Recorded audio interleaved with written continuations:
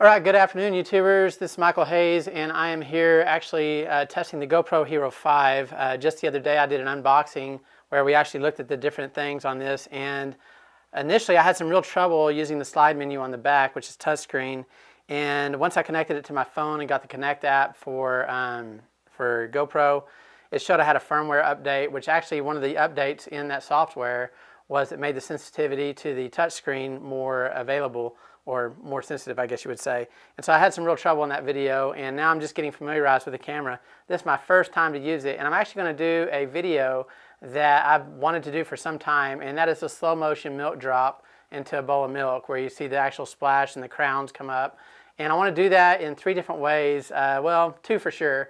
I'm going to do the very slow or fast frame rate, and for you guys that aren't too sure why you get different frame rates, the higher the frame rate, the slower down you can create the motion and more smooth it is when you slow it down. And so those really slow-mo videos, if you've seen the slow-mo guys on YouTube, they're using much more advanced cameras that shoot, thousands of frames per second. When you're talking about regular YouTube videos, such as this one right now that I'm recording on this Canon XF300, I'm recording at like 30 frames per second. I think cinema is like 24 or something like that, or 29. I think it's 24.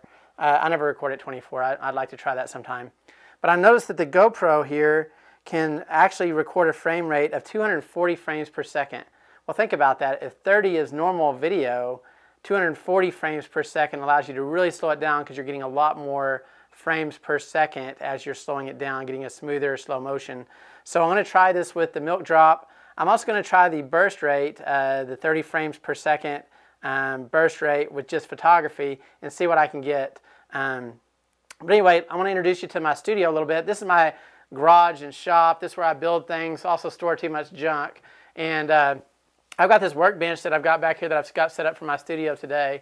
And this workbench is really cool. I actually got it from a YouTuber that was had a wood shop. And man, I cannot think of his name right now. I'll put it in the comments though. And I actually built this bench from a YouTuber myself. That, man, this has been a really great bench. It's great for small type photography, video and stuff like that. So this is what I've got set up. So let me kind of take this camera off that I'm talking to, kind of run through this setup, and then we're going to go through the actual process of shooting some slow motion and burst rates on milk drops, okay?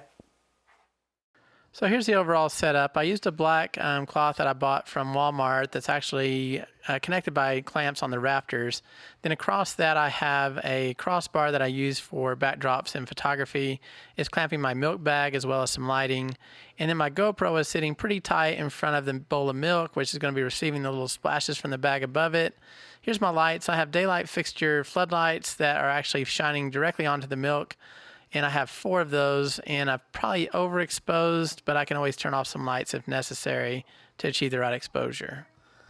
Okay, so here is the menu on the back of the GoPro, and I want to kind of run you through what's going on with it. So right here, if you click the video icon, it lets you see video, video and photo, looping. Haven't really determined what the looping is yet. I think the video and photo allows you to shoot video and then take a shot if you need to. I'm really not interested in that in the way I want to set this up, so I'm going to click on that. Here we have the frame rate per second. And as you can see, 240 is the maximum, and it shows kind of what is available at the top in white, what you can't shoot in gray. So if I kind of come back through here, 60 frames per second is still a slow-mo feature, 48 is not available, then 30 is pretty normal, and there it is. 24 is what a lot of cinematography for movies and things goes to. That's the lowest you can go. But here's the thing is, if I wanted to go 1080p, which is what I really would prefer to shoot at, but I want the 240 more than I do the 1080p. So if I say I want the 240, that's good. And if I go to resolution, 720 is the only available resolution that I can actually get the 240 frames per second. So it's kind of why I'm shooting 720. I'm not a big fan. I can go 480. Of course, that's less resolution. I want the most resolution I can get. But that's what the test is. Let's see what 720 at this frame rate goes. Okay, so I'm going to go ahead and set this up in front of the milk. So we're going to kind of get a good position here. So I'm officially recording now on the GoPro. Now I'm going to come up here and punch a small hole in the bag. And actually, I'm not quite centered with my bowl. So I'm going to readjust that. Let me reframe my shot. So I'm coming back over to reframe my GoPro. Okay, so this looks like it's lit pretty well. Now to punch the hole. That is dripping just about like I want it. I'm going to turn off one of these lights just to see if that gets more ripple. Let's turn off this one over here too. Just kind of experimenting, never done this before. Okay, we'll let this drip a little bit longer, and then I'm going to actually reframe or recompose my shot. Okay, I'm going to just let the GoPro run for a little bit, capture as many milk drops as I can, and I'm going to speed it up here about 8 times just to kind of shorten this video for you guys watching, because really what we want to see is the slow down version of this. And here we go, we're slowing this down to 5%, and I'm actually pretty happy with what I'm seeing. I think the only drawback that I'm not real happy about is, as you notice in the bottom of the frame, you see a lot of grain and noise and flickering, and the flickering I believe is probably due to the LED lights. There's no flicker control on this particular camera that I'm aware of. And then the grain, of course, is because I had to cut my lights to be able to see more contrast in the milk, and that obviously pushed the ISO on the camera up, which is causing graininess. So if this was an outdoor shoot and I was shooting something other than milk, like somebody swinging a golf club, I think I'd have some really awesome footage, but I'm not that disappointed. I'm actually pretty happy with what I've got here. Also, I am using a skim milk instead of a whole milk. I think a whole milk would have done even better because it has a bigger or a higher fat content, which would have held the drops together, which would have caused greater little ripples in the milk itself. So yeah, not too bad. This last one right here, this is at 4% of original speed, and we're going to end it after this ripple, and we're going to start moving on to the burst rate and see what we can get with the still shots from the GoPro Hero 5.